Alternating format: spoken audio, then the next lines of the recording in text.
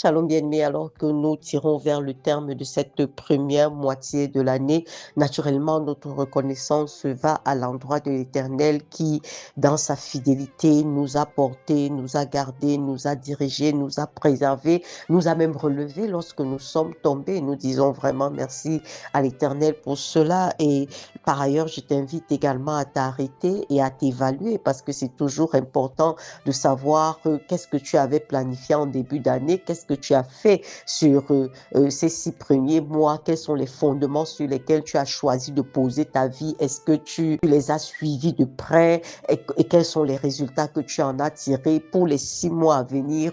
En fait, quelles sont tes prises de position, comment est-ce que tu comptes t'y prendre pour être sûr que effectivement tu vas réussir dans cette course qui arrive. Est-ce que Dieu est au centre de ta vie? Si oui, comment est-ce que tu matérialises ça dans ton quotidien, dans ton agenda du quotidien?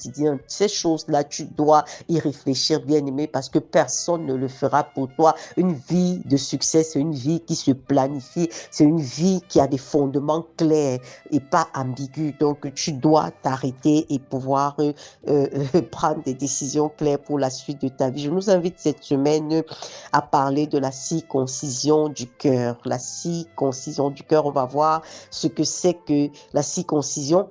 Déjà, nous sommes dans Romains 2, les versets 28 et 29. Le juif, ce n'est pas celui qui en a les dehors. Et la circoncision, ce n'est pas celle qui est visible dans la chair.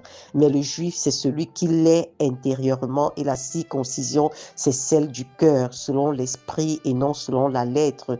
La louange de ce juif ne vient pas des hommes, mais elle vient de Dieu. Vous savez qu'au départ, la circoncision était le signe de l'alliance entre Dieu et son peuple, n'est-ce pas? C'est ce qui faisait d'eux les héritiers de toutes ces promesses. Le Seigneur avait dit à Abraham de se faire circoncire ainsi que tous ces hommes qui étaient avec lui. Et c'est comme ça que le peuple juif a continué à avoir cette marque visible de l'alliance avec Dieu. Mais aujourd'hui, dans la nouvelle alliance, on nous fait comprendre que la circoncision n'est plus celle de la chair, ce n'est plus celle qui est visible à l'œil nu, mais c'est celle du cœur. C'est quoi un cœur circoncis, bien aimé? C'est ce à quoi je nous invite à parler tout le long de cette semaine.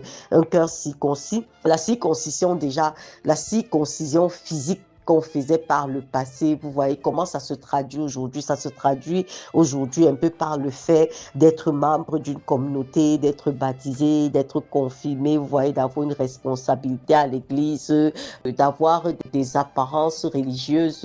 Et ça, c'est la circoncision externe. C'est celle que tout le monde voit. C'est ça, ces habitudes du quotidien là qui peuvent traduire ton appartenance à Dieu. Parce que tu dis, OK, moi je suis membre de telle assemblée, je suis leader de la chorale, je suis au protocole, et ainsi de suite. Vous voyez ça, non? Mais ici, on nous fait comprendre que ce n'est plus ça qui compte vraiment. Pas que ça n'est pas sa place, mais je veux dire que si il y a cette circoncision extérieure qui te donne d'appartenir à tel ou tel milieu sans que ça ne parte de l'intérieur, parce qu'ici, l'apôtre Paul nous dit que la véritable circoncision est désormais celle du cœur. Donc, ça va, la transformation doit aller de l'intérieur à l'extérieur. Donc, le milieu auquel tu appartiens ou les responsabilités que tu as dans la maison de Dieu ne doivent être que la conséquence d'un engagement intérieur, d'un engagement que tu as pris avec toi-même en te disant non, désormais, voilà la voie que je dois suivre. Désormais, je suis engagé à marcher à la suite du Seigneur. C'est de ça qu'il est question. Et c'est pour ça que la Bible peut dire dans Proverbe 4 au verset 23, garde ton cœur plus que toute autre chose.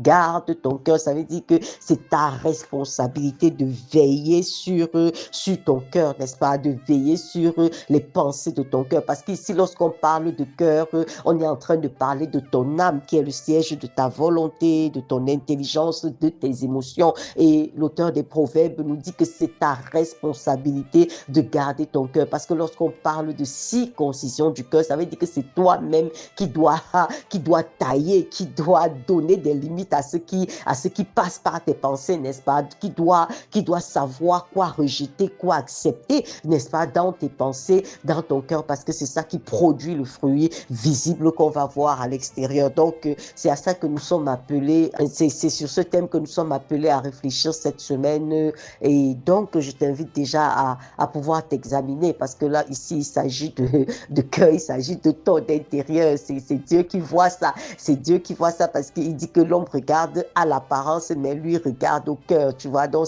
c'est vraiment face à face avec le Seigneur que tu dois faire pour pouvoir voir effectivement ce qui réside à l'intérieur de toi. Qu'est-ce que tu acceptes de garder à l'intérieur de toi? Est-ce que Dieu y voit une véritable circoncision? Shalom, bien-aimé.